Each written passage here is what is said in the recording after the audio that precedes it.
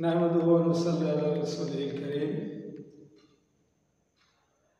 সম্মানিত ভিউয়ার্স, আমার তৌহিদি জনতা এবং সুপ্রিয় দেশবাসী, আসসালামু আলাইকুম রহমতুল্লাহ।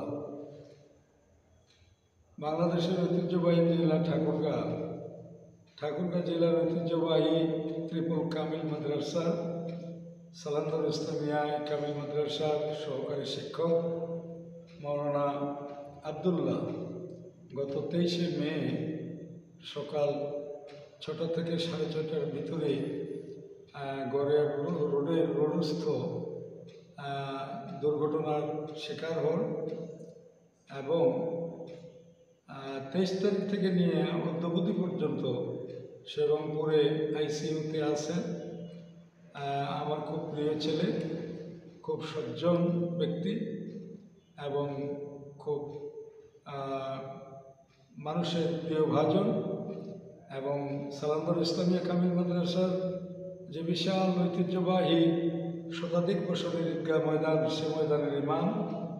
আমি তার জন্য খুবই দুঃখ প্রকাশ করছি এবং মহান আল্লাহ রাব্বুল আলামিনের দরবারে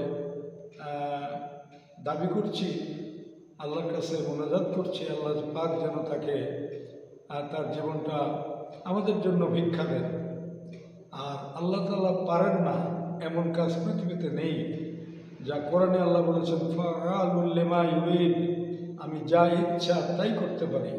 সুতরাং বিশাল আকাশের মালিক, বিস্তীর্ণ জমিনের মালিক, কুল কায়নাতের মালিক আল্লাহ রাব্বুল আলামিনের দরবারে আমি দোয়া করি এবং সম্মানিত ভিউয়ার্সকে অনুরোধ জানাই, আপনারা সবাই কায়মুল বাক্যে তাহাজ্জুদের ময়দানে আপনারা আল্লাহর দরবারে দোয়া করুন।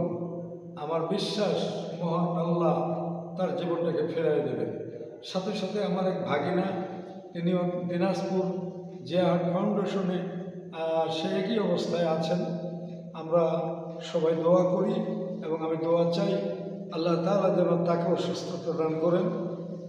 এতটুকু কথা বলে আমি আপনাদের কাছ থেকে বিদায় নেব। তার আগে আমি আবারও অনুরোধ জানাবো, এই মৌলানা আবদুল্লাহকে আপনারা অনেকে জানেন, চিনেন, আর একজন আলিম হিসেবে তার জন্য দোয়া করবেন।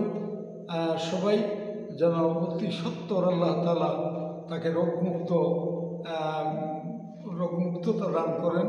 আমরা আল্লাহর দরবারে দোয়া করব। এতটুকুন দাবি এবং প্রত্যাশা রেখে আমি আপনাদের কাছ থেকে বিদায় নিলাম। আসসালামু আলাইকুম।